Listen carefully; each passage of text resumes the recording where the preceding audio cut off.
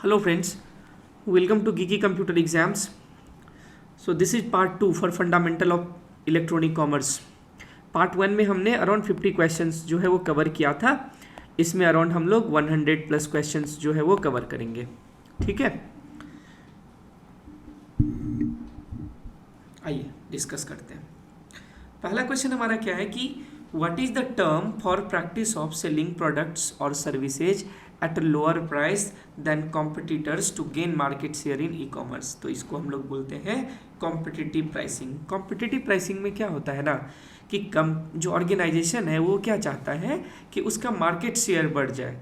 ठीक है, market share बढ़ जाए. मान लीजिए कि किसी कस्टमर को यदि आप कोई सामान सस्ता बेच रहे हो तो पक्का आपको अपॉर्चुनिटी मिलेगा कि कल के डेट में आप थोड़ा सा महंगा भी उसको बेच पाओगे.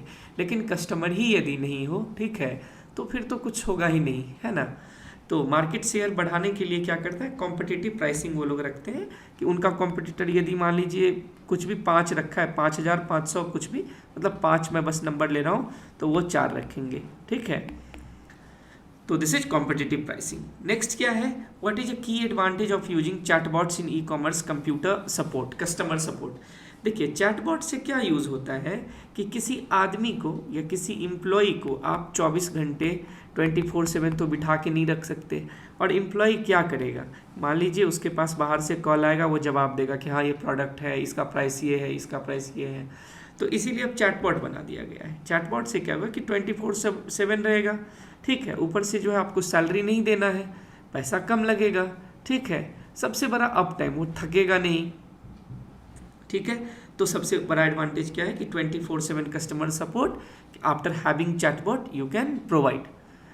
ठीक है ना, कि आप प्रोवाइड कर सकते हैं. यदि आपके पास चैटबॉट है तो 24/7 एक तरीके से आपका कस्टमर सपोर्ट जो है वो ऑन रहेगा. ठीक है, नेक्स्ट क्वेश्चन हमारा क्या है कि what is the term for practice of creating high quality content to attract and engage customer in e commerce. तो इसको हम लोग बोलते हैं कंटेंट मार्केटिंग. आपको याद होगा कि कंटेंट राइटर भी होता है ना. कंटेंट राइटर कि आप जो देखते हो वेबसाइट पे आर्टिकल्स वगैरह या डिस्क्लेमर या जो भी कुछ किसी प्रोडक्ट के बारे में, तो वो लोग कंटेंट राइटर को जो है वो हायर करते हैं. जैसे मैं आपको एक बात बताता हूँ कि आप पर्सनल लोन लिखते हैं, तो पर्सनल लोन लिखने पे सबसे पहले तो पॉलिसी बाज़ार का लिंक आएगा.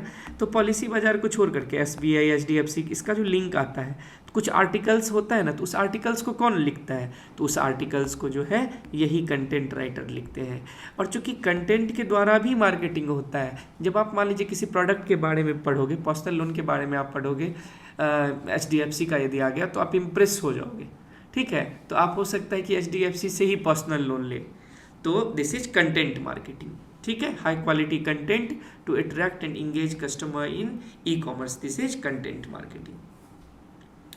नेक्स्ट क्या है, what is the primary goal of a customer loyalty program in e commerce. तो लॉयल्टी प्रोग्राम का जो है वो क्या रहता है, इसका जो है वो क्या मतलब है. देखिए क्या होता है कि जो इंडियन माइंडसेट होता है ना, इंडियन माइंडसेट में क्या होता है कि वो समझते हैं कि अरे हम तो नगद पैसा दे रहे हैं तो हम कहीं से लेंगे. ठीक है, और बात सही भी है ना कि मान लीजिए 2 पैसा सस्ता जहाँ मिलेगा तो वहाँ पर वो जो है वो सामान लेगा. तो इस मेंटालिटी को इनकैश करने के लिए, ठीक है, आदमी यही ना समझता है कि जब नगद लेंगे तो 2 पैसा सस्ता जहाँ देगा वहीं लेंगे. बात भी सही है.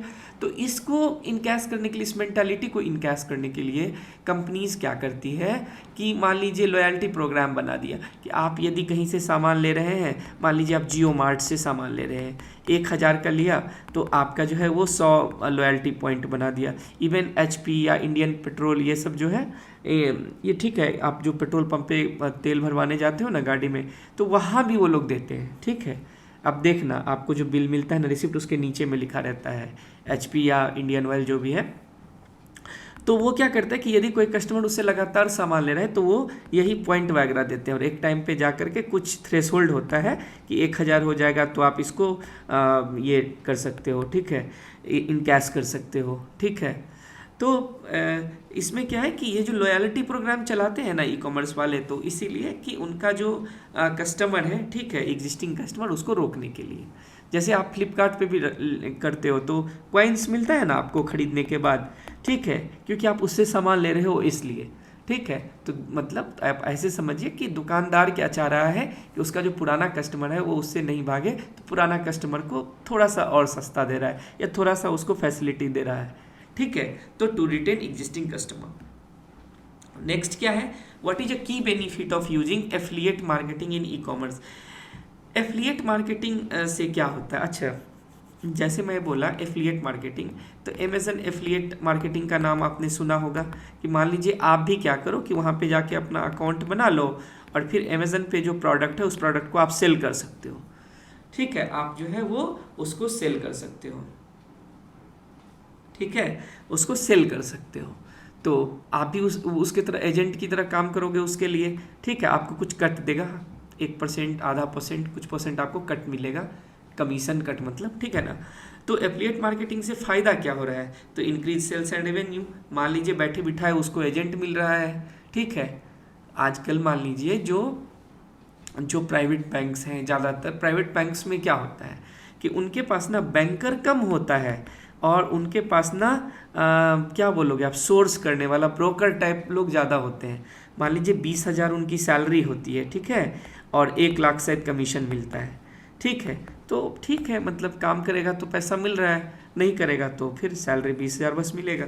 तो इसी तरह इसमें भी क्या होता है कि एफिलिएट मार्केटिंग में कि एफिलिएट्स जो होते हैं वो उनके लिए एक तरीके से सेलिंग एजेंट का काम कर रहे हैं, ठीक है, प्रोडक्ट सेल करने के लिए वो घूम रहे हैं, उसको मेहनत नहीं करना है। तो ये क्या है, तो इससे क्या हो रहा है, एफिलिएट मार्केटिंग से इंक्रीज सेल्स एंड रेवेन्यू, ठीक है। नेक्स्ट क्या है हमारा, what is the term for the process of customer abandoning their shopping carts before completing a purchase in e-commerce। तो ये हो जाएगा शॉपिंग कार्ट अमेंडमेंट। अच्छा पता है एग्जाम में क्या होता है, मेरे साथ भी हुआ है कि अब आप देखो कि shopping cart before completing a purchase, abandoning of their shopping cart, और आंसर है क्या, शॉपिंग कार्ट अबेंडनमेंट। तो कभी कभी ना आदमी को ये लगता है अरे इतना आसान कैसे आ सकता है, ये तो बहुत आसान है, यहाँ लिखा हुआ है, क्वेश्चन में लिखा है, यहाँ पे आंसर है। तो कभी कभी ऐसा होता है, इतना आसान आता भी है।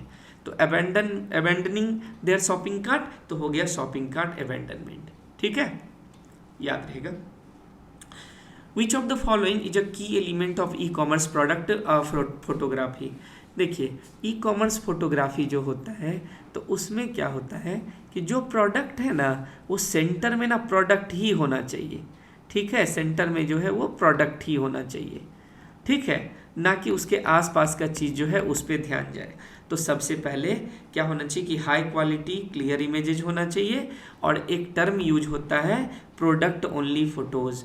प्रोडक्ट ओनली फोटोज़ मतलब कि प्रोडक्ट ही सेंटर में हो, आपको प्रोडक्ट देखना है तो प्रोडक्ट ही देखना है, ठीक है ना। नेक्स्ट क्या है हमारा, What is the term of the practice of offering additional product or services to customer at the time of purchase in e-commerce, ठीक है। तो इसको हम लोग क्या बोलते हैं, थोड़ा सा अच्छे से अब समझना है, देखिए अच्छे से समझो। जब हम मान लीजिए कुछ खरीदने जाते हैं और उसके एडिशन में, एडिशनल बोल लो, कॉम्प्लीमेंट्री बोल लीजिए, ठीक है, या फिर रिलेटेड बोल लीजिए, यदि आपको सामान खरीदवा दिया जाता है, ठीक है ना, आप लेना तो नहीं चाहते लेकिन आपको चिपका दिया जाता है। कभी कभी क्या होता है, मान लीजिए एडिशनल प्रोडक्ट की बात करते हैं, तो एडिशनल प्रोडक्ट में मैं आपको बता रहा हूँ कि मान लीजिए आप ना जाओ मान लीजिए बैंक में एफडी करवाने के लिए, तो आपको ना म्यूचुअल फंड का स्कीम चिपका देंगे आपको, मतलब इंश्योरेंस प्रोडक्ट वो बेच आपको दे देंगे। कॉम्प्लीमेंट्री प्रोडक्ट मतलब आप समझ लो कि आपको कोई सामान, आपको वो लालच देंगे कि ये लोगे तो ये फ्री मिल जाएगा, ठीक है ना। अब मान लीजिए कि आप कोई सामान लेने गए हैं तो उससे रिलेटेड सामान आपको वो बेच देंगे। तो ये सब जो है एडिशनल प्रोडक्ट देना या फिर कॉम्प्लीमेंट्री रिलेटेड, तो ये होता है क्रॉस सेलिंग। क्रॉस सेलिंग मतलब कि प्राइमरी प्रोडक्ट के साथ और एक दो एडिशनल प्रोडक्ट दे देना। लेकिन ई कॉमर्स में ना एक और टर्म यूज होता है, ठीक है, एक और टर्म जो यूज होता है उसको बोलते हैं अप सेलिंग। देखिए अप सेलिंग में क्या होता है कि आपको ना, आप यदि मान लीजिए 5 रुपये का सामान लेने जा रहे हो तो उसी कैटेगरी में जो सामान ले रहे हो 10 रुपये का सामान आपको चिपका देगा। ठीक है, आपको जो है वो थोड़ा सा महंगा सामान, महंगा मतलब ऐसा नहीं कि 5 रुपया वाला 10 में दे रहा, नहीं, वो 10 रुपया वाला ही 10 में देगा। ठीक है ना, कि हाई एंड का प्रोडक्ट आपको खरीदवा देगा। यदि मान लीजिए आप लो एंड का प्रोडक्ट कोई ले रहे थे तो वो आपको हाई एंड का प्रोडक्ट लेने के लिए प्रोत्साहित करेगा, इनकरेज करेगा। तो दिस इज अपसेलिंग। ये जो होता है 5 रुपये का सामान लेने गए थे लेकिन वो आपको बोला नहीं, थोड़ा सा और अच्छा खरीद लीजिए, 10 रुपये वाला आप खरीद लीजिए, तो दिस इज अपसेलिंग। ठीक है, तो क्रॉस सेलिंग अपसेलिंग याद रहेगा आप लोगों को। नेक्स्ट क्या है, what is the primary purpose of a privacy policy on e commerce website. देखिए, प्राइवेसी पॉलिसी में लिखा रहता है ना कि आप जो है वो अलाउ कर रहे हैं कि कुकीज सेव कर पाए, या कुकीज का जो इन्फॉर्मेशन है वो जो वेबसाइट आप एक्सेस कर रहे हो उसके कुकी को अपने सिस्टम में स्टोर होने के लिए आप परमिशन दे रहे हो। या हम ये बोल सकते हैं, ये है ना लिखा हुआ, to inform customers about data collection and usage. Privacy policy जो ई कॉमर्स वेबसाइट का होता है यही कि हम उसको अपना डेटा कलेक्शन के लिए देते हैं। डेटा कलेक्शन में ये मत समझना कि आपका ना पेमेंट कार्ड का डेटा जो आपका IFSC है, कार्ड नंबर है, CVV है, वो ले लेगा, नहीं, वो नहीं लेगा। जनरली क्या होता है कि वो आपके बाइंग हैबिट्स को जो है वो ये करते हैं कि मान लीजिए कि इस एज ग्रुप का आदमी है और ये प्रोडक्ट वो प्रेफर कर रहा है ये सीज़न में, ठीक है, इस टाइप का वो अपना एनालिटिक्स पर्पस के लिए डेटा लेता है। तो प्राइवेसी पॉलिसी का एक ही मतलब होता है कि हम जो है वो ऑथोराइज कर रहे हैं वेबसाइट को कि हमारा तुम जो है वो डेटा यूज कर सकते हो एनालिटिक्स के लिए। ठीक है, नेक्स्ट क्या है, which of the following is an example of customer to customer e commerce transaction. तो कस्टमर टू कस्टमर ट्रांजेक्शन जो होता है वो मान लीजिए एक एग्जाम्पल देता हूँ कैसीफाई का। कैसीफाई, हाँ एग्जाम्पल है, देखिए कैसीफाई जानते हैं आप लोग ना, जब आपका मान लीजिए ओल्ड मोबाइल पुराना हो गया, अब उसको बेचना है तो OLX पे भी बेच सकते हैं, लेकिन कैसीफाई ज़्यादा अच्छा है मेरे हिसाब से, मेरा पर्सनल ओपिनियन है, किसी चीज़ को मैं प्रमोट नहीं कर रहा हूँ। कैसीफाई में क्या होता है कि मान लीजिए आपका यदि स्क्रीन सही है, सब कुछ सही काम कर रहा है मोबाइल, तो आपको कुछ ज़्यादा पैसा मिलेगा। तो लेकिन कैसीफाई करता क्या, ये ओल्ड फ़ोन आपसे लिया और दूसरे को दे दिया, ठीक है, लेकिन ठीक है बीच में ये कंपनी आ रहा है, ठीक है, लेकिन जहाँ मतलब मैं बताना आपको ये चाह रहा हूँ कि कस्टमर टू कस्टमर जहाँ भी ई कॉमर्स होता है ना, तो इसको हम बोलते हैं कंज्यूमर टू कंज्यूमर। ठीक है, अब जैसे मान लीजिए कि हम ना OLX वाला एग्जाम्पल है, तो वो भी एग्जाम्पल परफेक्ट है कि एक कंज्यूमर जो है अपना सामान वहाँ पे जो है एक तरीके से बिडिंग के लिए लगा रखा है, दूसरा उसको खरीद रहा है, तो दिस इज ये हो गया consumer selling used item to other consumer, जो मैंने कैसीफाई वाला एग्जाम्पल दिया, OLX वाला एग्जाम्पल दिया। नेक्स्ट क्या है कि what is the term for the practice of analysing customer behaviour to identify pattern and trend in e commerce. तो वो जो हम कस्टमर का जो बाइंग हैबिट्स है, ठीक है, या ट्रेंड्स है, तो ये इसको बोलते हैं हम लोग डेटा माइनिंग। ठीक है, डेटा माइनिंग डेटा है वही जो आपसे डिस्क्लेमर में जो सही करवा के टिक करवा के लेता है डेटा कि ठीक है, तो वही डेटा सब सेव करता जाता है, करोड़ों अरबों यूज़र का डेटा जब हो जाता है या कम भी हो, मतलब तो उन सारे डेटा पे एनालिटिक्स को अप्लाई करता है। तो दिस इज डेटा माइनिंग, जहाँ पे वो पैटर्न फाइंड करता है कि अब उसको पता है। अब आप देखिए कि फ्लिपकार्ट का ना दुर्गा पूजा में ही क्यों सेल आता है, ठीक है, या 15 अगस्त में भी छोटा सा सेल निकालता है, तो उसको पता है कि फेस्टिव मोड होता है आदमी का, ठीक है, यदि मान लीजिए किसी के पास नहीं भी है पैसा तो भी वो 2 पैसा ज़्यादा खर्च करता है फेस्टिवल में, फेस्टिवल के नाम पे, ठीक है, तो इसीलिए वो जो है वो लाता है कि उसको पता है कि इस टाइम में खरीदेगा। जैसे दीपावली सेल आता है, अमेजन फेस्टिवल और इस पे फ्लिपकार्ट दोनों पे आता है, क्योंकि पता है कि आदमी का जो है वो फेस्टिवल का मूड है, या फेस्टिवल के टाइम में थोड़ा सा आदमी अपने औकात से ज़्यादा भी, ठीक है ना, खरीदारी करता है। तो ये सब कहाँ से लाता है वो, कहाँ, उसको कैसे पता है कि दीपावली में ही या दुर्गा पूजा में ही सेल लाना है, ठीक है, क्योंकि उसके पास डेटा है, वो यूज़र पैटर्न को या यूज़र बाइंग हैबिट्स को उसको पहले देखता है, उसको लग रहा है हाँ इस महीने में या इस टाइम में जो है वो मतलब स्पाइक आ रहा है, ठीक है, सेल्स में, तो हाँ तो कुछ डिस्काउंट देना चाहिए तो और ज़्यादा बिकेगा, ठीक है, तो this is data mining. Next क्या है कि Which of the following is a key benefit of using social media advertising in e-commerce। ठीक है, सोशल मीडिया का जो है यूज़ करने का क्या यहाँ पे फ़ायदा है। ठीक है, देखिए इससे क्या होता है कि इंक्रीज्ड ब्रांड विजिबिलिटी, जो हमने ना पार्ट 1 में भी इससे मिलता जुलता एक क्वेश्चन था। देखिए जब जब भी कोई चीज़ ना आप बार बार देखोगे तो ऐसे ही आपका ट्रस्ट बन जाता है। ठीक है, अरे इसको तो जानते हैं, इस प्रोडक्ट को तो पता है, अच्छा अच्छा ये एडवर्टाइज कर रहे हैं, अच्छा अच्छा सही, मतलब सही गलत नहीं पता, लेकिन ना हम एक परसेप्शन बना लेते हैं कि वो सही होगा बार बार जब हम चीज़ों को देखते हैं। और कितना भी अच्छा चीज़ हो ना, पहली बार आप देखोगे तो आप डाउट मन में करोगे कि अच्छा है कि नहीं है। तो सोशल मीडिया में क्या होता है, एडवर्टाइजिंग जब करते हैं तो इससे क्या होता है कि ब्रांड जो है, ठीक है, उसका विजिबिलिटी जो है वो बढ़ता है। ठीक है ना, उससे क्या होता है कि ब्रांड विजिबिलिटी जो है वो बढ़ता है।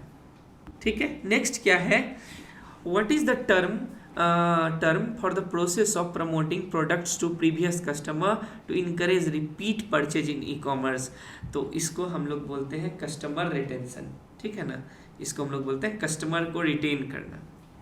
ठीक है, कस्टमर रिटेंशन बोलते हैं इसको। ठीक है, कि है ना कि what is the term for the process of promoting product to previous customer to encourage repeat purchase in e commerce, कि जो पहले से लिया हुआ है कोई सामान तो उसको इनकरेज करते हैं कि आप फिर से हमारे पास आइए, सामान लीजिए, जिससे आपका कस्टमर रिटेंशन बढ़ेगा। ठीक है ना, नेक्स्ट क्या है, which of the following is a key benefit of using video content in e commerce. देखिए वीडियो कंटेंट से क्या होता है कि आपके प्रोडक्ट के बारे में ना ज़्यादा से ज़्यादा आदमी को पता चलता है ना, कि इम्प्रूव्ड प्रोडक्ट डिमॉन्स्ट्रेशन। ठीक है, की बेनिफिट क्या है video content in e commerce का, कि आपको जो है वो ज़्यादा से ज़्यादा जो है आपके प्रोडक्ट के बारे में पता चलेगा। या दूसरा फायदा एक ये भी है कि ये जो है वो क्या करता है, बूस्ट कन्वर्जन एंड सेल्स।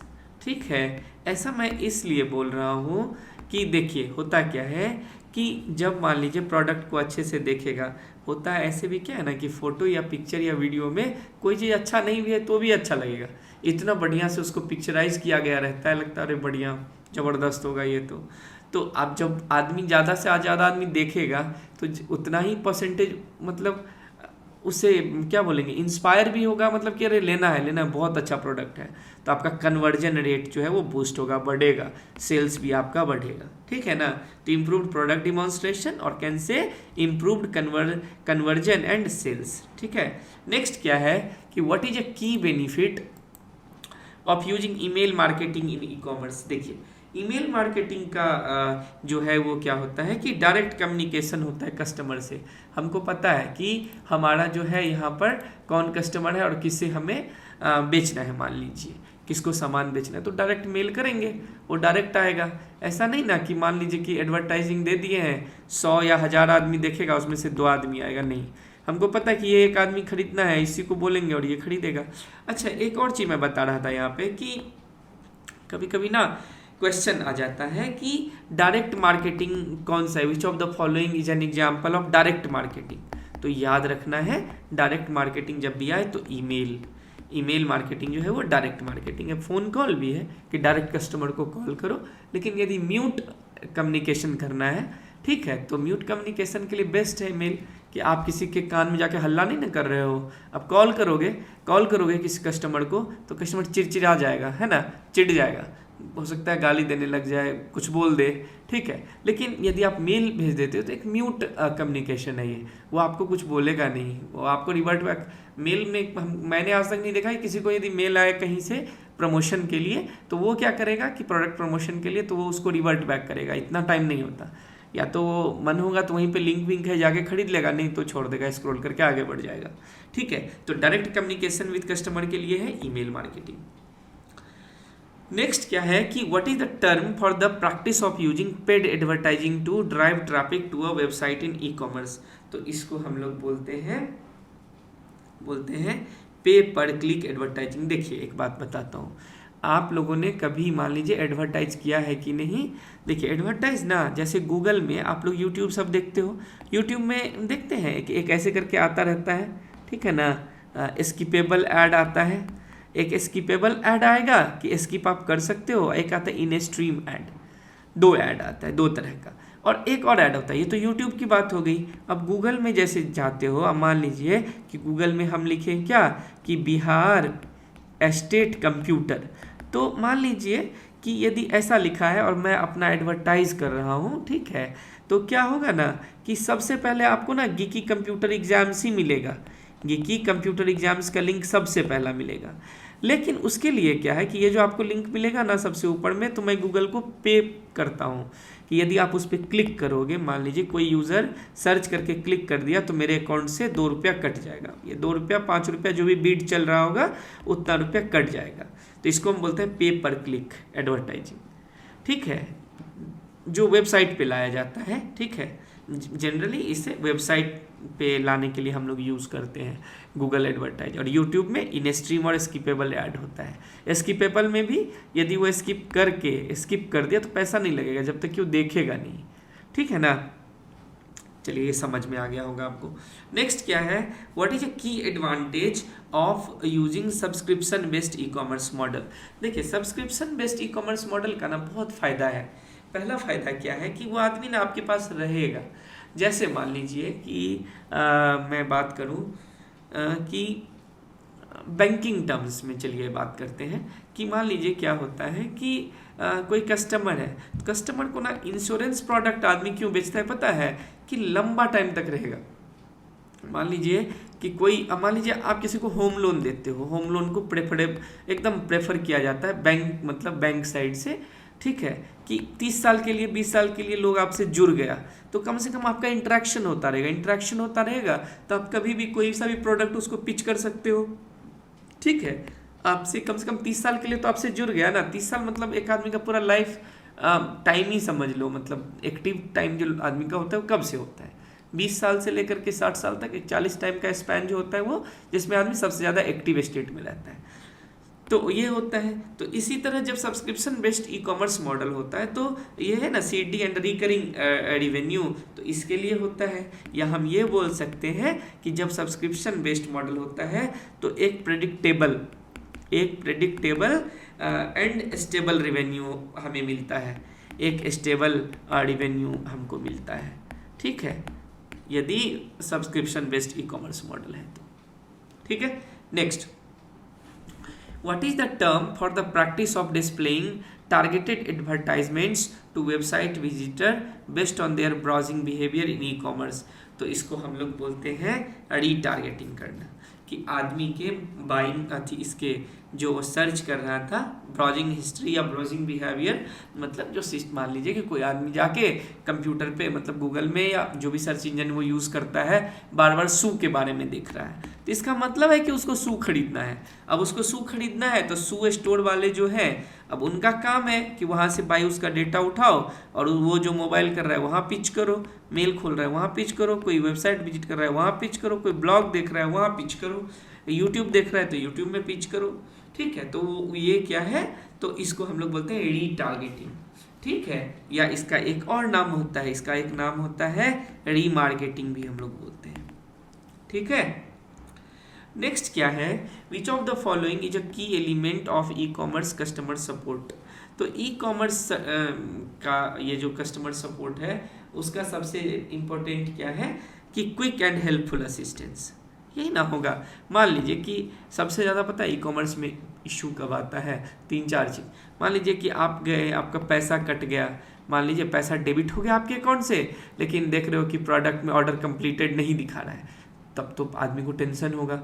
दूसरी चीज़ क्या है कि आप गलत एड्रेस पे भेज दिए तो आपको तुरंत असिस्टेंस चाहिए होगा, आपको लगता है कहीं वहाँ पहुँच ना जाए, या गलती से आपने कोई गलत प्रोडक्ट ऑर्डर कर दिया, गलती से आपने ना मान लीजिए कोई पेमेंट मेथड गलत चूज़ कर लिया, या कोई लेना नहीं था गलती से क्लिक हो गया, बाय कर लिया हमने, तो मतलब ये सब कुछ इंपॉर्टेंट आस्पेक्ट है। तो यहाँ पर क्या होता है कि आपको जो है वो तब आदमी को दिमाग में होता है कि तुरंत इसका असिस्टेंस कुछ मिल जाए और ये मेरा सॉल्व हो जाए, ठीक है ना। तो क्विक एंड हेल्पफुल असिस्टेंस चाहिए होता है। तो ई कॉमर्स कस्टमर सपोर्ट में क्या होगा, quick and helpful assistance. Next क्या है, what is a key advantage of using social proof in e commerce. अच्छा, सबसे पहले बताइए कि सोशल प्रूफ क्या होता है। देखिए, यदि मैं यूजर सोशल प्रूफ की बात करूं तो इसका क्या मतलब होता है ना, मान लीजिए कि आपका कोई एग्जिस्टिंग कस्टमर है, आप मान लीजिए कि कॉस्मेटिक सामान आप बेचते हो, ठीक है, कॉस्मेटिक सामान आप कोई बेचते हैं, क्रीम व्रीम कुछ बेचते हैं फेशियल वेशियल के लिए कुछ ऐसा। तो अब क्या है, आपका जो एग्जिस्टिंग कस्टमर है यदि वो आपके बारे में कुछ अच्छा सोशल मीडिया पे लिखता है, ठीक है, तो उससे ना आदमी ज़्यादा अट्रैक्ट होता है। मान लीजिए आप लोग मान लीजिए पढ़ रहे हैं की कंप्यूटर एग्ज़ाम, यदि आप लोग मेरे ऐप पे, मतलब मेरा ऐप क्या है, आप ही लोगों का ऐप है, आप ऐप पे अच्छा रिव्यूज़ दोगे, ठीक है, तो more people will come to know. दूसरा आदमी ना जब आएगा तो देखेगा अरे अच्छा रिव्यू है तो आएगा। ऐसा नहीं है, वो ऑनेस्ट रिव्यू होना चाहिए, ऐसा नहीं कि वो मतलब इमोशनली ऐसा कुछ हो के या फिर मैं फोर्सफुली करवा रहा हूँ, ऐसा नहीं होना चाहिए। वो आप नेचुरली यदि देते हो तो और पीपल देखेगा यदि तो दे विल कम, ठीक है ना। तो इसी तरह क्या है कि आपके प्रोडक्ट के बारे में यदि सोशल मीडिया पे कोई अच्छा लिखता है तो more people will influence from that post, और जो कुछ भी लिखा है उसने उससे मतलब थोड़ा सा आदमी जो है वो इन्फ्लुएंस तो होगा ही होगा। तो ये इससे अब क्या है कि तो ये तो हो गया सोशल प्रूफ, मैंने बताया क्या है। अब सोशल प्रूफ का एडवांटेज क्या है, तो सोशल प्रूफ का एडवांटेज होता है इंक्रीज्ड कस्टमर ट्रस्ट। ट्रस्ट तो बढ़ेगा ही बढ़ेगा ना, मान लीजिए कि यदि कोई आपके बारे में अच्छा लिखेगा तो इससे ट्रस्ट तो बढ़ेगा ही बढ़ेगा, ठीक है। अब नेक्स्ट हमारा क्या है कि what is the term for the practice of creating high quality content to attract engagement। ये शायद हो गया था कंटेंट मार्केटिंग, ये पहले भी आ गया था, ये रिपीट हो गया, ठीक है ना। अब क्या है कि what is a key benefit of using influencer marketing in e commerce. देखिए इन्फ्लुएंसर का मार्केटिंग में क्या फ़ायदा होता है, तो एक तो ऑथेंटिसिटी एंड ट्रस्टवर्दीनेस। आदमी को लगता है कि जरूर अच्छा होगा तभी विराट कोहली इसका ना प्रचार कर रहा है, ठीक है, या आदमी का ना विश्वास बढ़ता है।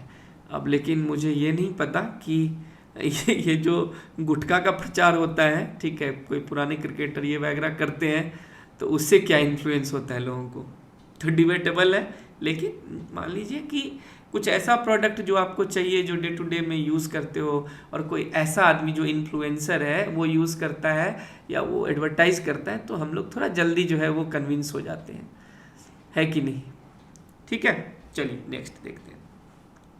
What is a key advantage of using social proof in e commerce, वही इंक्रीज कस्टमर ट्रस्ट, ये भी रिपीट हो गया है सर, ठीक है। अब क्या है कि what is the primary purpose of electronic commerce system. Electronic commerce system का प्राइमरी पर्पस क्या है, तो इसका प्राइमरी पर्पस है buying and selling goods and services, यही ना है। इलेक्ट्रॉनिक कॉमर्स का यूज़ करके आप क्या करते हो, सामान वामान खरीदते हो। और आजकल मान लीजिए कि बहुत सारा जैसे अर्बन क्लैप ऐप है ना, ठीक है, तो आपको कोई हायर करना होता है तो आप जो है वो उसका यूज़ करते हैं, है ना। अर्बन क्लैप है ना, मतलब जिसमें आपको मतलब हाउस होल्ड के लिए कुछ भी चाहिए, आपको स्वीपर चाहिए या आपको घर को पेंट करने के लिए चाहिए, एसी ठीक करवाना है, सर्विसिंग कराना है एसी, तो उसके लिए तो मतलब आप सर्विस भी हायर करते हो, तो that is also an example of e commerce ना, ये भी तो ई कॉमर्स का ही ना एग्जाम्पल है। तो buying and selling services, selling goods and service, तो गुड्स के लिए तो फ्लिपकार्ट अमेजन हो गया, और सर्विसेज के लिए मैंने बताया अर्बन क्लैप, ठीक है, और भी बहुत सारा ऐप है, urban clap is one of them. Next question क्या है, विच type of digital document is commonly used for contracts and legal agreement. देखिए लीगल एग्रीमेंट और कॉन्ट्रैक्ट करना होता है ना, तो हम लोग पीडीएफ करते हैं। पीडीएफ क्यों करते हैं, उसका देखिए रीज़न ये है कि पोर्टेबल डॉक्यूमेंट फॉर्मेट में जब भी आप चेंज कर देते हो ना किसी चीज़ को, मान लीजिए आप यदि पीडीएफ में चेंज कर दोगे इसको, तो क्या होगा ना कि कोई उसको ना एडिट नहीं कर पाएगा। जो पीडीएफ में होता है वो एडिट नहीं हो पाता है, ठीक है, तो हमें ये चीज़ याद रखना पड़ेगा। तो जब भी कोई लीगल डॉक्यूमेंट या ऐसा कुछ होता है तो हम लोग क्या करते हैं, उसको पीडीएफ में कन्वर्ट करके जो है वो ट्रांसपोर्ट करते हैं, ठीक है।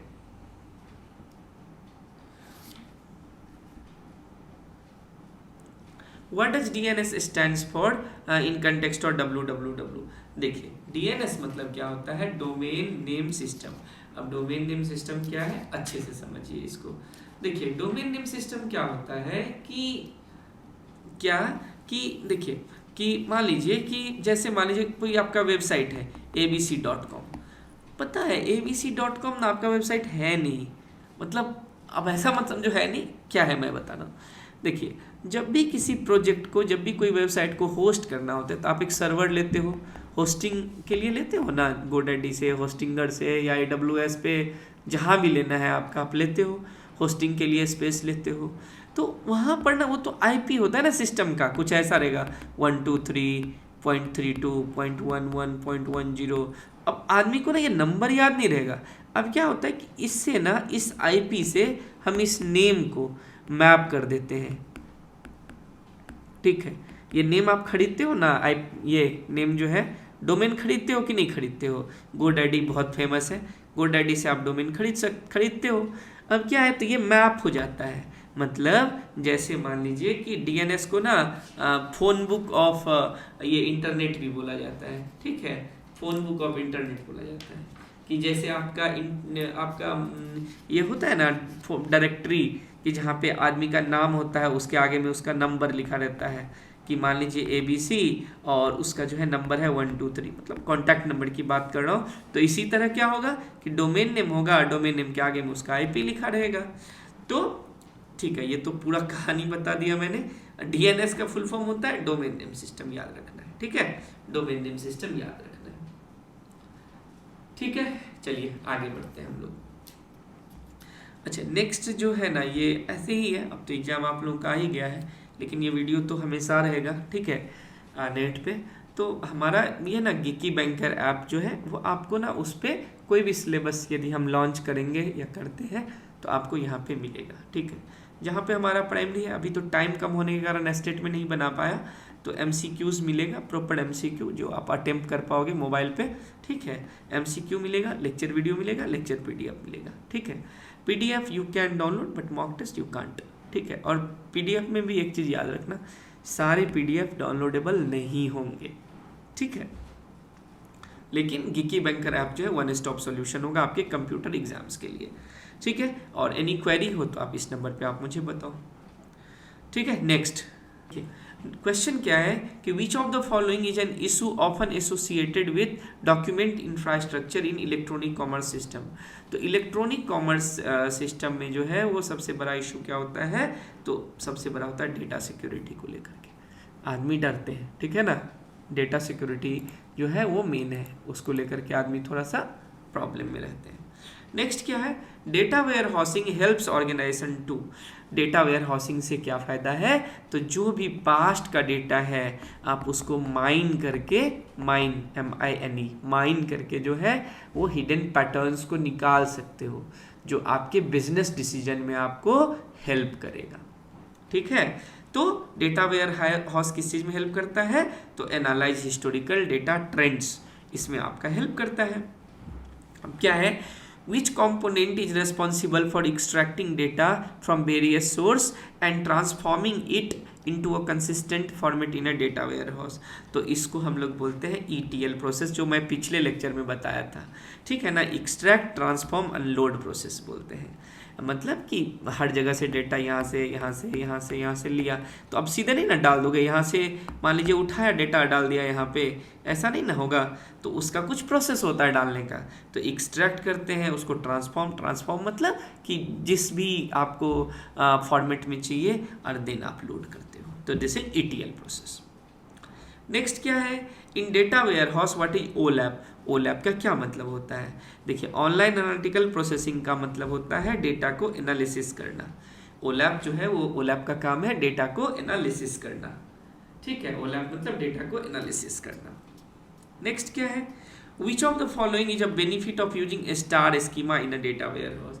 देखिए, स्टार स्कीमा से सबसे पहले ये जो दिया हुआ है सिंप्लीफाइड क्वेरी परफॉर्मेंस, तो ये सही है, ठीक है। स्टार स्कीमा जो है मेनली यूज होता है सिंप्लिसिटी, मतलब इजी टू यूज है, ठीक है। परफॉर्मेंस एक पार्ट है, ठीक है, परफॉर्मेंस हो गया, और दूसरा कॉम्पेटिबिलिटी, ठीक है ना, कॉम्पेटिबिलिटी हर सिस्टम के साथ आप यूज कर सकते हो। Next, what is the primary goal of data mining in the context of corporate data warehouse. तो डेटा माइनिंग मतलब हमेशा रहता है पैटर्न डिस्कवरी, जो हिडन पैटर्न्स की मैं बात कर रहा हूँ वो, और knowledge extraction. Data warehouse में क्या रहता है, मान लीजिए कि मान लीजिए ऐसा समझिए कि 10 साल पहले आदमी का ये पैटर्न था, अब ये है, तो नेक्स्ट आगे 10 साल में क्या होगा, इस टाइप का, मतलब हिस्टोरिकल डेटा पे वो उसको एनालाइज करते रहते हैं। ठीक है, डिसीजंस, अपना बिजनेस डिसीजंस आगे का स्ट्रैटेजी बनाने के लिए। ठीक है, next, what is the primary purpose of a data mart in the context of data warehousing. Data warehousing में जो है वो डेटा मार्ट का प्राइमरी पर्पस डेटा मार्ट का क्या है, तो है to provide specialised data for a specific group और डिपार्टमेंट। ठीक है, प्राइमरी पर्पस डेटा मार्ट का क्या, देखिए डेटा वेयर हाउस और डेटा मार्ट क्या है। मान लीजिए कि एक डेटा वेयर हाउस में ना एक कॉलेज का डेटा है, ठीक है, और डेटा मार्ट को आप समझ लो कि एक पर्टिकुलर डिपार्टमेंट का डेटा होगा, हो सकता है कंप्यूटर साइंस का डेटा हो। तो डेटा मार्ट और डेटा वेयर हाउस में यही अंतर है, डेटा मार्ट में एक स्पेसिफिक सब्जेक्ट का जो है वो डेटा रहता है, ठीक है, और बस इतना ही सब लोग उसमें वो ही रहता है। ठीक है, to provide specialised data for a specific group और डिपार्टमेंट। ठीक है, next, which of the following is a potential limitation of using cloud based data warehouse. Cloud based जब भी होगा तो डेटा सिक्योरिटी कंसर्न होंगे। अच्छा, क्लाउड में ना प्लेटफॉर्म हमने 3 बताया था, याद है आपको, बोलते हैं ना क्लाउड में 3 प्लेटफॉर्म क्या क्या होता है, नहीं था ना इसमें, एक होता है IaaS, infrastructure as a service, ठीक है, as a infrastructure as a service. दूसरा इसमें होता है PaaS, ठीक है, इसको बोलते हैं प्लेटफॉर्म एज अ सर्विस, ठीक है, प्लेटफॉर्म एज अ सर्विस, ठीक है, और तीसरा होता है IaaS हो गया, PaaS हो गया, और एक होता है SaaS, ठीक है, इसको हम लोग बोलते हैं software as a service, software as a service. ठीक, याद रहेगा, IaaS PaaS हम ऐसे याद करते थे ना, इसको बोलते थे आस पास सास, मतलब याद करने के लिए, आप भी जैसे याद करने को करो। तो लिमिटेशन क्या है, क्लाउड बेस्ड का सबसे बड़ा इशू क्या है, डेटा सिक्योरिटी कंसर्न। ठीक है, नेक्स्ट क्या है कि in e commerce what does PCI DSS stands for. देखिए PCI DSS तो समझ लीजिए कि payment card industry data security standard. मतलब क्या है कि 15 दिसंबर 2004 को, ठीक है ना, 15 दिसंबर 2004 को जो 5 कंपनी था, ठीक है ना, एक हो गया वीज़ा, एक हो गया मास्टर कार्ड, एक हो गया डिस्कवर था, थोड़ा अच्छा नहीं, ओह ये भी मिट गया, कोई नहीं, मास्टर कार्ड, डिस्कवर और JCB जापान का ऐसे, अमेरिकन एक्सप्रेस, ठीक है, अमेरिकन एक्सप्रेस, ये नाम एक ही है, मतलब टोटल नाम हो गया कितना, 1 2 3 4 5। तो ये 5 लोग मिलके ना, मतलब ये पांचों कंपनी मिलकर के एक स्टैंडर्ड लाया कि यदि पेमेंट कार्ड इंडस्ट्री जो है हमारा, जो पेमेंट कार्ड से जहाँ पे पेमेंट होगा तो वहाँ पर एक मिनिमम सिक्योरिटी स्टैंडर्ड उन लोगों को कॉम्प्लाई करना पड़ेगा। तो दिस इज PCI DSS जो 2004 में 15 दिसंबर को आया था। इसका फुल फॉर्म है payment card industry data security standard. ठीक है, नेक्स्ट आइए, नेक्स्ट क्या है, विच type of e commerce system involves business selling product और सर्विसेज डायरेक्टली टू कंज्यूमर। तो बिजनेस यदि डायरेक्टली कंज्यूमर को करता है तो हो जाएगा बिजनेस टू कंज्यूमर। उसमें तो कुछ रॉकेट साइंस में है नहीं। अब क्या है, which document format is typically use for web pages. तो वेब पेज की बात आएगी तो सिर्फ और सिर्फ HTML, हाइपरटेक्स्ट ट्रांसफर प्रोटोकॉल। ठीक है, XLS Microsoft Excel, PDF portable document format, docs होता है माइक्रोसॉफ्ट का डॉक और डॉक्स दोनों। इसी तरह XLS और XLS X ये नया वाला है, ये पुराना वाला है। ठीक है, तो याद रहेगा। ठीक है, नेक्स्ट क्या है, what is the primary concern when dealing with digital document integrity in e commerce. तो सबसे पहले डॉक्यूमेंट का इंटीग्रिटी चेक करने के टाइम में जो पहला डाउट दिमाग में आता है कि डॉक्यूमेंट टेम्परिंग ऑल्टरेशन, कुछ इसमें टेम्पर तो नहीं है, ये कोई कुछ करके तो नहीं दिया है, एडिट करके। ठीक है, तो इसको हम लोग बोलते हैं डेटा टेम्परिंग एंड अल्टरेशन। ठीक है, नेक्स्ट क्या है कि what does metadata plays a role in data warehousing. तो इसका है providing information about the data in data warehouse. ठीक है, next what does EDI stands for. EDI मतलब होता है इलेक्ट्रॉनिक डेटा इंटरचेंज। ईडीआई आपके syllabus में है और काफ़ी डिटेल में दिया हुआ है, तो हम भी इसमें ठीक ठाक कवर किए हुए हैं इसमें, ठीक है ना। अब इसको पढ़ो अच्छे से आप। ईडीआई पहले क्या हो गया, इलेक्ट्रॉनिक डेटा इंटरचेंज। अब है क्या कि which of the following is not a की कंपोनेंट ऑफ ईडीआई। ठीक है, कंपोनेंट नहीं है। तो देखिए कंपोनेंट पहले क्या क्या होता है, तो देखिए ईडीआई का ना 4 कंपोनेंट होता है, 4 कंपोनेंट होता है। देखिए पहला कंपोनेंट होता है क्या, standard document format, standard document format. ठीक है, दूसरा होता है ट्रांसलेशन एंड मैपिंग, दूसरा होता है ट्रांसलेशन एंड मैपिंग। ठीक है, तीसरा होता है इसमें preferred communication method, preferred communication method. ठीक है, और चौथा इसमें होता है communication network, communication network for sending end receiving documents, network for send and receive document. क्या क्या अभी फिर से एक बार रिवाइज करते हैं। एक तो स्टैंडर्ड डॉक्यूमेंट फॉर्मेट हो गया, एक हो गया आपका ट्रांसलेशन एंड मैपिंग, एक हो गया प्रेफर्ड कम्युनिकेशन मेथड यानी प्रोटोकॉल, और एक हो गया कम्युनिकेशन नेटवर्क। अब आप देखिए आपके क्वेश्चन में क्या क्या है, कौन नहीं है ईडीआई का, तो स्टैंडर्ड तो होता है, ये रहा स्टैंडर्ड का, कम्युनिकेशन प्रोटोकॉल तो ये रहा, ठीक है, कम्युनिकेशन मेथड्स, और ट्रांसलेशन सॉफ्टवेयर तो ये रहा, ठीक है ना। ईमेल तो नहीं है ना, तो आंसर हमारा ईमेल हो जाएगा, याद रहेगा। ठीक है, नेक्स्ट देखिए,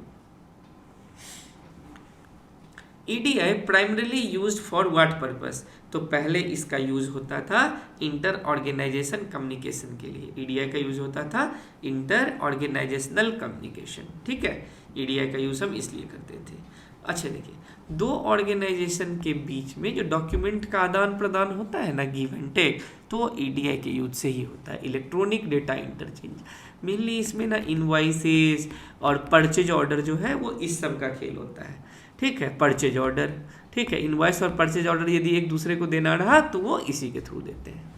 ठीक है, चलिए नेक्स्ट देखते हैं, which type of data is commonly exchange through EDI.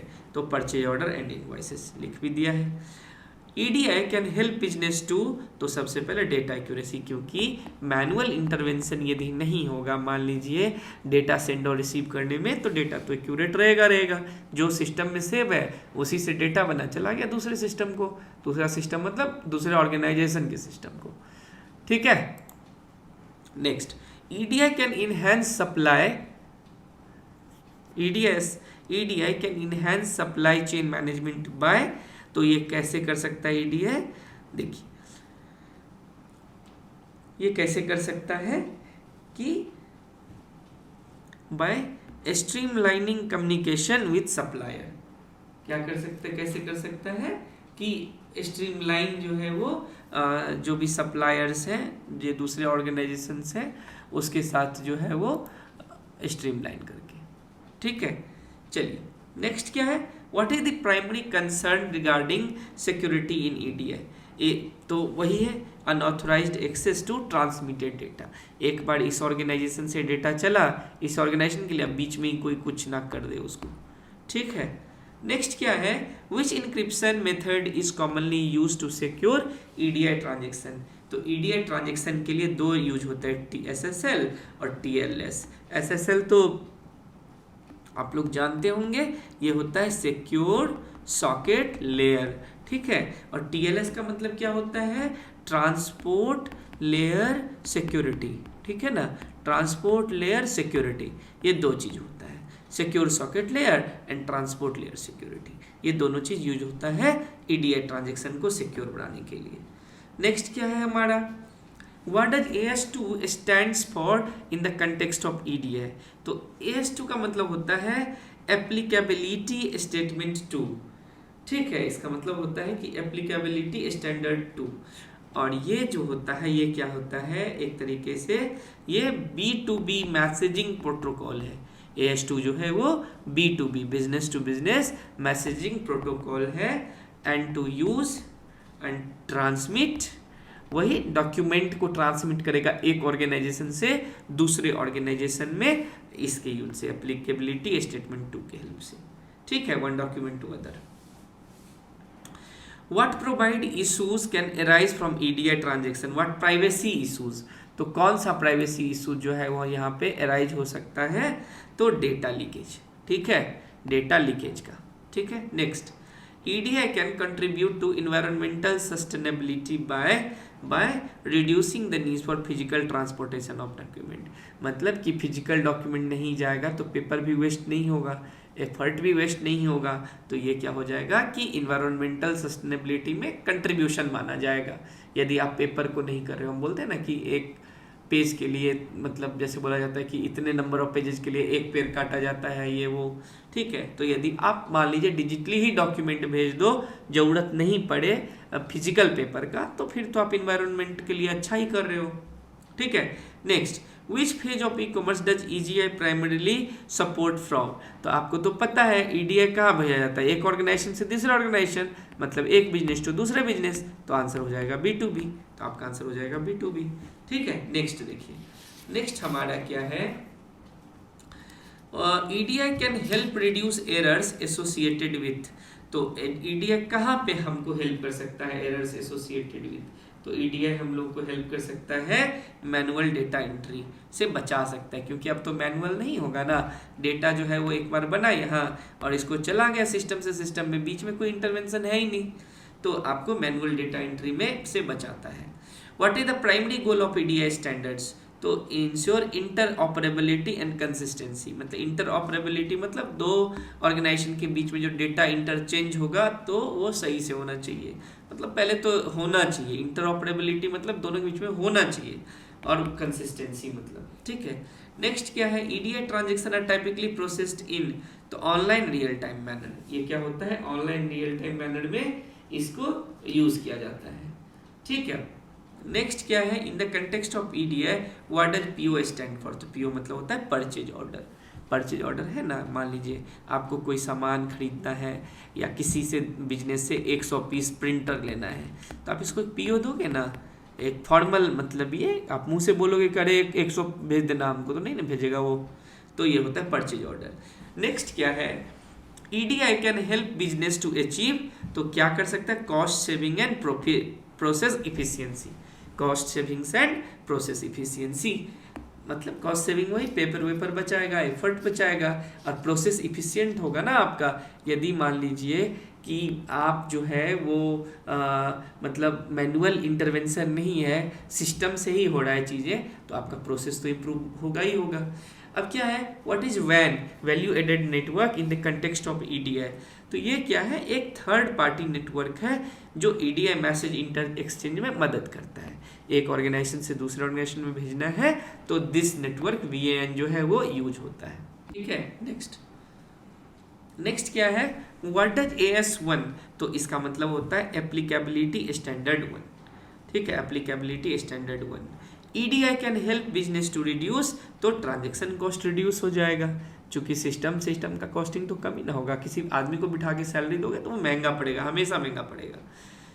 In EDI what is the purpose of a control segment? तो है, इसका मतलब होता है to control the content of message. EDI में इसका क्या मतलब, कंट्रोल मैसेज का क्या मतलब है, to control the content of message, ठीक है। नेक्स्ट क्या है, what is the term for the security process of verifying a user's identity in payment system? तो इसको बोलते हैं ऑथेंटिकेट करना।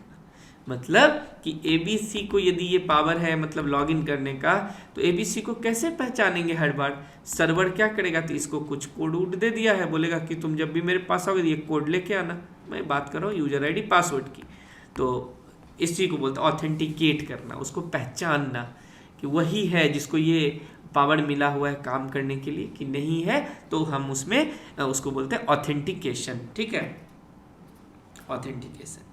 नेक्स्ट क्या है, which electronic payment method involves transferring funds directly from one bank to another without the use of physical cash और cheque. तो इसको हम लोग बोलते हैं इलेक्ट्रॉनिक फंड ट्रांसफर।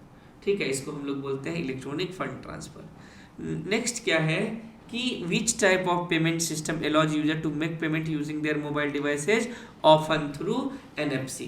देखिए सबसे पहले NFC का क्या मतलब है, NFC मतलब होता है near field communication, near field communication. अब देखिए नियर फील्ड कम्युनिकेशन ना थोड़ा सा बड़ा नाम लग रहा है, तो हम इसको बोलते हैं टैप, बोलते हैं ना कि टैप टू पे, ऐसे करके आपके क्रेडिट कार्ड में बना रहता है ना, ऐसे ऐसे करके लिखा रहेगा टैप टू पे। ठीक है, मतलब कि कुछ नहीं करना है, कार्ड बस वहाँ पे टच करवाओ वो पॉइंट पे, जो आपका POS का पॉइंट है, और आपका पेमेंट हो जाएगा, तो उसको बोलते हैं टैप टू पे। ठीक है, इसको ना और भी एक चीज़ बोलते हैं, इसको बोलते हैं हम टैप ट्रांजेक्शन्स भी बोलते हैं।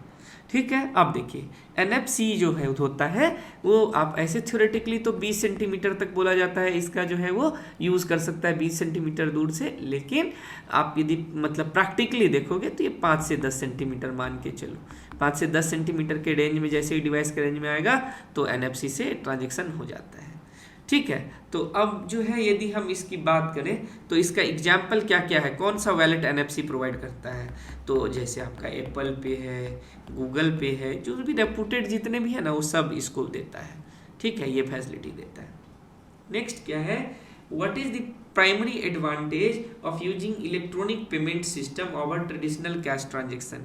तो सबसे पहला तो यही है, कैश फास्टर हो गया है भाई, ब्रांच नहीं जाना है, फॉर्म नहीं भरना है, ठीक है, फिर आगे गया कि नहीं वो भी पता करने में अगले दिन आओ, तो ये सब तो झंझट अब है नहीं, तो फास्टर ट्रांजेक्शन प्रोसेसिंग होता है। ठीक है, नेक्स्ट देखिए, what is the main purpose of a pin in electronic payment system. तो पिन का मेन काम होता है कि आपके परचेज को कंप्लीट करना। ठीक है ना, कि यूज़र, मान लीजिए आप यूज़र ID देते हो, अब जैसे ट्रांजेक्शन करते हैं तो बहुत सारा चीज़ होता है, एक तो मोबाइल को ऐप खोलने के लिए पासवर्ड देना पड़ेगा, फिर जब आप करोगे तो एक होता है M पिन, एक होता है T पिन, तो एक मोबाइल पिन दोगे, फिर पर ट्रांजेक्शन के लिए अलग अलग होता है, देन OTP आएगा, तो बहुत सारा चीज़ होता है।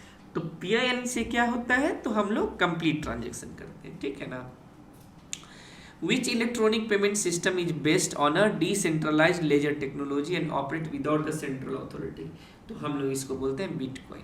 ठीक है, इसको हम लोग बोलते हैं बिटकॉइन। ठीक है, बिटकॉइन में ये चीज़ हुआ था, बस आप इतना ही याद रखो कि डिसेंट्रलाइज लेजर टेक्नोलॉजी उसमें था, तो ये बिटकॉइन था, उससे आगे कुछ नहीं पढ़ेंगे इसके बारे में। अब क्या, विच of the following is not a electronic payment system. तो कैश ऑन डिलीवरी, अभी चलिए इसको रिजर्व में रखते हैं, इलेक्ट्रॉनिक चेक है, पीयर टू पीयर पेमेंट है, स्मार्ट कॉन्ट्रैक्ट है, तो यही नहीं है ना, तो आंसर ही। अच्छा एक बात बताओ, पीयर टू पेमेंट क्या होता है। देखिए पीयर टू पेमेंट क्या होता है कि यदि मान लीजिए कि ABC अपने अकाउंट से ना यदि XYZ के अकाउंट में भेज रहा है मोबाइल डिवाइस इंटरनेट का यूज़ करके, तो हम लोग उसको पीयर टू पीयर ट्रांजेक्शन बोलते हैं। ठीक है, तो इलेक्ट्रॉनिक पेमेंट सिस्टम क्या हो गया, कैश ऑन डिलीवरी ये नहीं है।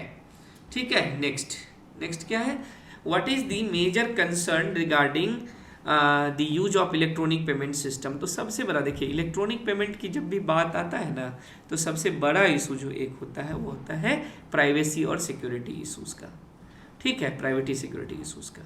ठीक है, फिर से ये हमारा बैनर आ गया, तो ठीक है, जब भी कोई कोर्स हम लोग लॉन्च करेंगे यूट्यूब पे, तो उसका ना आपको इस ऐप में जो है वो मिल जाएगा सारा कुछ वीडियो, MCQs अब पेपर बेस्ड नहीं होगा, वो मोबाइल में ही रहेगा, आप जितना बार चाहो अटेम्प्ट लो, लेक्चर PDF मिल जाएगा।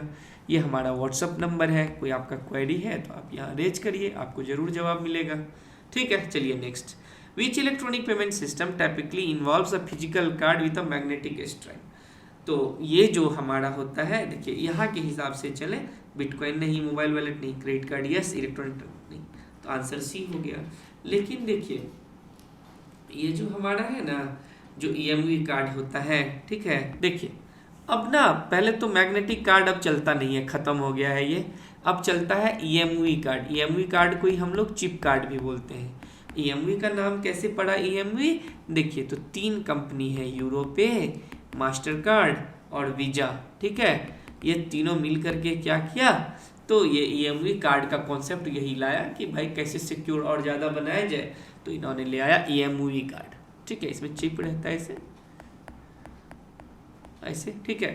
तो क्रेडिट कार्ड जो है वो है क्या कि जहाँ पे ये रहता है involve with a magnetic stripe, तो क्रेडिट कार्ड। लेकिन अब स्ट्राइप वाला जमाना गया, स्ट्राइप ऐसे होता था ना, काला सा पट्टी, अब नहीं होता। अब देखेंगे तो ऐसा नहीं रहता, अब ऐसा रहेगा कार्ड और यहाँ पे रहेगा एक चिप। ठीक है, आगे देखिए। Which electronic payment system is known for its peer to peer transaction and blockchain technology, तो इसको हम लोग बोलते हैं बिटकॉइन। ठीक है, ज़्यादा नहीं पढ़ना है इसमें, बस नाम याद रख लो। What is a common security measure to protect credit card transaction electronic payment system? चलिए, तो आंसर तो टू फैक्टर ऑथेंटिकेशन होगा, लेकिन टू फैक्टर ऑथेंटिकेशन क्या है?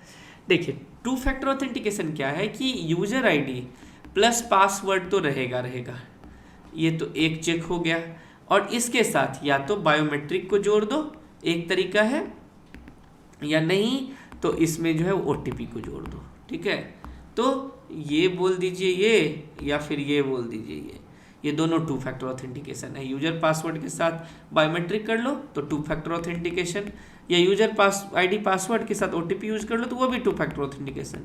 तो इस दोनों में से जो आपको ऑथेंटिकेशन यूज करना है, टू फैक्टर दोनों में से जो, वो यूज कर लो। बेस्ट होगा कि यूजर पासवर्ड प्लस OTP रहे तो और बढ़िया रहेगा। ठीक है, चलिए नेक्स्ट।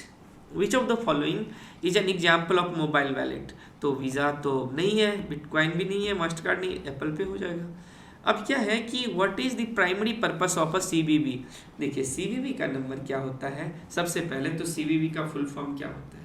तो CVV का फुल फॉर्म होता है कार्ड वेरिफिकेशन वैल्यू। अब देखिए, इसका मतलब ये है कि जब आपको बोलता है ना CVV देना, तो पहले पता है मैं भी सोचता था कि जब मान लीजिए किसी का कार्ड ही हमारे हाथ में चला जाए तो CVV तो देख ही लेगा वो, लेकिन सिस्टम क्या चाहता है, CVV आपसे इसलिए मांगता है टू चेक कि आपके हाथ में फिजिकल कार्ड है, फिजिकली जो है वो आप उस कार्ड को होल्ड किए हुए हो। ठीक है, मतलब कि to check whether card is available with you physically और नोट। तो CVV का मेन मतलब यही है।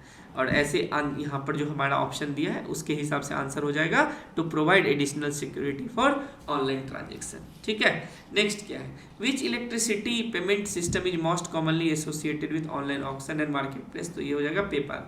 देखिए, पेपाल क्या है ना कि मान लीजिए आप कोई वेबसाइट बनाते हो, आपको पता है USA में देखेगा कोई, और USA से हमको पैसा लाना है किसी और, फ्रांस से लाना है, इससे लाना है, इससे लाना है। ग्लोबल पेमेंट की जब भी बात करते हैं तो पेपाल लीडर है उसमें। ठीक है, किसी भी इंटरनेशनल पेमेंट की बात करेंगे तो, ठीक है, तो वहाँ पर हम पेपाल को इंटीग्रेट करते हैं अपने सिस्टम में। नेक्स्ट क्या है कि which type of electronic payment system is most suitable for a small in person transaction at retail store? तो इसको हम लोग बोलते हैं कॉन्टैक्टलेस पेमेंट, वही NFC वाला जो यूज़ करते हो ना, नियर फील्ड कम्युनिकेशन, तो वो हो जाएगा। What is common form of fraud in electronic payment system? Here unauthorized transaction are made using someone else information. तो दूसरे का इंफॉर्मेशन यूज करके जो हम लोग करते हैं तो हम उसको बोलते हैं आइडेंटिटी थेफ्ट। आइडेंटिटी थेफ्ट का डेफिनेशन क्या होता है कि when someone using your personal और financial information without your consent, यदि आपका कोई जो है वो पर्सनल या फिर फिनेंशियल इंफॉर्मेशन यूज कर लेता है, ठीक है, इंफॉर्मेशन यूज करता है वो भी विदाउट आपके कंसेंट के, ठीक है, तो उसको हम बोलते हैं आइडेंटिटी थेफ्ट। ठीक है, नेक्स्ट क्या है? When electronic payment system is often associated with virtual wallets that store payment information securely on users device, तो हम उसको क्या बोलते हैं? तो दिस इज मोबाइल वैलेट्स। ठीक है, ये वर्चुअल वैलेट का कॉन्सेप्ट ही वहीं से आया, मोबाइल वैलेट से। ठीक है ना। What is the primary function of a point of sale terminal? तो वही टू प्रोसेस पेमेंट ट्रांजेक्शन, और क्या करेगा, यही ना करता है। अब क्या है कि which of the following is a measure to protect against unauthorised access to electronic payment system? तो सिंपल सा है, रेगुलरली चेंजिंग पासवर्ड। आप बराबर जो है वो पासवर्ड अपना चेंज करते रहिए। यदि पता भी चल जाएगा तो आपको नुकसान नहीं पहुंचा पाएगा, हो सकता है जिस दिन पता चले आप उसी दिन उसको चेंज कर लिए। ठीक है, नेक्स्ट क्या है? Which of the following is a primary characteristic of e commerce? तो ई कॉमर्स का प्राइमरी जो होता है वो है ऑनलाइन ट्रांजेक्शन। ठीक है ना, वही है। www स्टैंड्स फॉर, तो www stands for world wide web, ठीक है ना, वर्ल्ड वाइड वेब। ये हो जाएगा हमारा आंसर। नेक्स्ट क्या है, what is the HTTP protocol used for in the context of www। तो HTTP का काम होता है ब्राउजिंग वेब पेजेस, ठीक है ना, HTTP का काम है ब्राउजिंग वेब पेजेस। विच कंपोन, ठीक है, which component of www architecture is responsible for formatting web content। तो वेब कंटेंट को जब भी व्यू करना हो किसी भी फॉर्मेट में तो वो आपका वेब ब्राउज़र है। वेब ब्राउज़र क्या हो जाएगा, जैसे आप गूगल क्रोम यूज़ करते हो, फायरफॉक्स यूज़ करते हो, आजकल माइक्रोसॉफ्ट एज आ गया है वो यूज़ करते हो, तो these are the example of web browser which is responsible for formatting web content. What does the URL stand for in web address. URL का क्या फुल फॉर्म होता है, तो URL का मतलब होता है यूनिफॉर्म रिसोर्स लोकेटर, ठीक है ना। जो URL आप यूज़ करते हो ना कि abc.com https:/abc.com/ ये आप जो URL अपना बोलते हैं ना, URL बताओ क्या है वेबसाइट का, मतलब एड्रेस क्या है, ठीक है, तो uniform resource locator. Which protocol ensure secure data transmission over the web, तो उसको हम लोग बोलते हैं HTTPS, ठीक है, ये हमको सिक्योरली यूज करता है। What is the primary purpose of SSL and TLS in web security. तो एक चीज याद रखना है, SSL और TLS सिक्योर सॉकेट लेयर और transport layer security as responsible for encrypting data, ठीक है।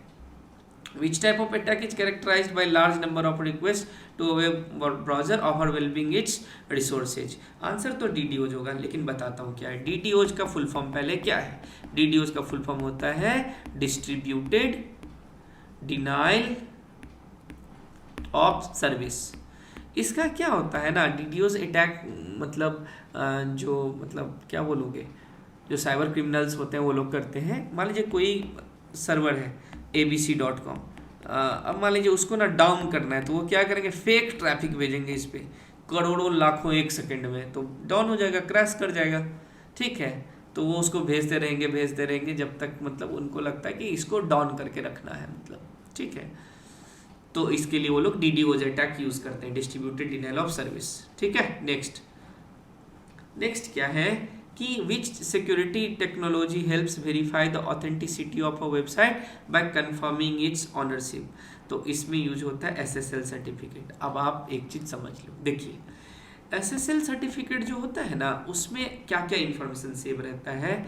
एक तो आपका डोमेन का नेम सेव रहता है, दूसरी बात कि जो सर्टिफाइंग अथॉरिटी आपको दिया है वो उसका नेम रहता है, सर्टिफाइंग अथॉरिटी जो आपको दिया है उसका डिजिटल सिग्नेचर रहता है वहाँ पे। उसके बाद जो है वो इशुएंस डेट दिया रहेगा, एक्सपायरी डेट दिया रहेगा, ठीक है। तो ये सब सारा इंफॉर्मेशन SSL में होता है। तो हम बोलते हैं ना, जब हैंड शेकिंग होता है दो सिस्टम के बीच में कनेक्शन इस्टेब्लिशमेंट से पहले, तो SSL पढ़ते हैं एक दूसरे का कि भाई क्या है उसमें, ठीक है। What does phishing refers to in web industry, web security. तो इसका मतलब होता है a fraudulent attempt to obtain sensitive information. Phishing का यही मतलब होता है।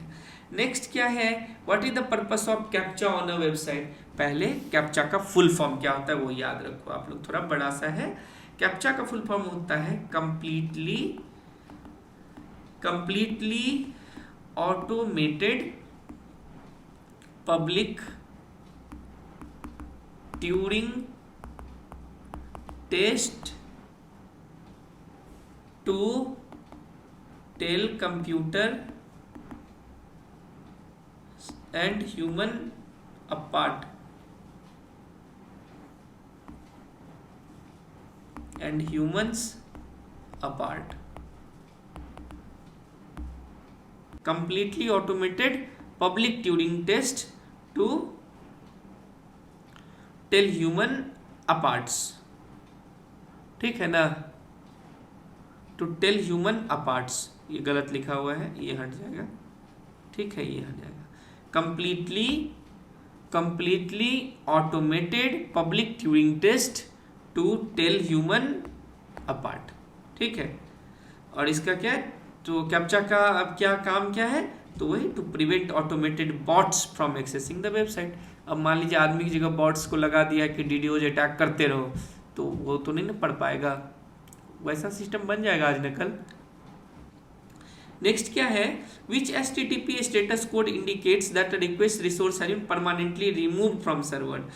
तो इसके लिए 301 होता है, लेकिन इसमें से क्वेश्चन आ सकता है, इसलिए मैं इंपॉर्टेंट बताता हूँ। देखिए 200 कोड का मतलब होता है ओके, 301 का मतलब होता है कि रिसोर्स ना 301 है, गलती लिख दिया मैं, थोड़ा सा छोटा वाला ले लेता हूँ, ठीक है। देखिए 301 का मतलब होता है कि परमानेंटली रिमूव्ड, परमानेंटली रीडायरेक्टेड बोलते हैं या रिमूव्ड बोलते हैं। 302 का मतलब होता है कि टेम्पररी रीडायरेक्टेड या मतलब रिमूव्ड। अब 400 का मतलब होता है बैड रिक्वेस्ट, 403 का मतलब होता है फॉरबिडन, ठीक है। 500 का मतलब होता है इंटरनल सर्वर एरर, और 503 मतलब होता है सर्विस अनअवेलेबल, ठीक है। तो ये सब याद रखना, जब आप रेस्ट कोड भी लिखोगे तो भी इसका जरूरत पड़ेगा, ठीक है। अब what does XML stands for in the context of web technology, तो एक्सटेंसिबल मार्कअप लैंग्वेज, ठीक है। What e-commerce model involves business buying and selling products और services to each other online, तो इसको बोलते हैं बिजनेस टू बिजनेस, ठीक है ना। ये हो गया बिजनेस टू बिजनेस। अब क्या है, which e commerce model involves individuals selling product और services to other individual online, तो ये हो गया कंज्यूमर टू कंज्यूमर।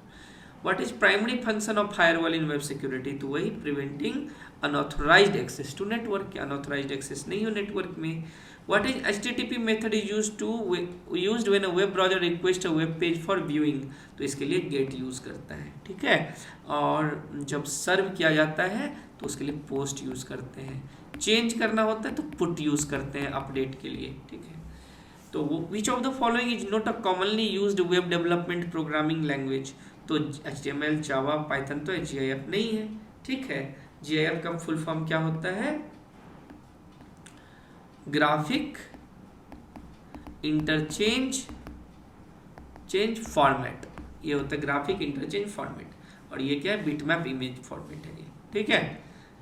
अब क्या है, what is the primary purpose of a web server in the www architecture, तो वेब सर्वर का काम एक ही है कि जो वेबसाइट उस पे होस्टेड है उस सर्वर पे, तो उस वेबसाइट्स को डेटा देते रहना, ठीक है ना, डेटा प्रोवाइड करना, यानी serving web pages to client, ठीक है। क्लाइंट मतलब वो वेबसाइट। What is a cookie in the context of web technology, cookie क्या होता है, small piece of data stored on user's device.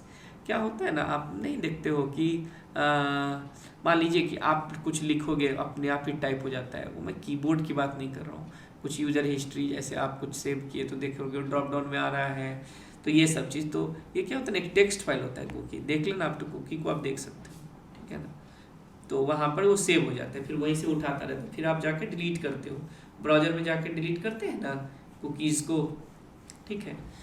तो पहले कुकीज क्या क्या है वेब टेक्नोलॉजी में, small piece of data stored on user's device, यही है, एकदम सिंपल लैंग्वेज, सही लैंग्वेज लिखा हुआ है।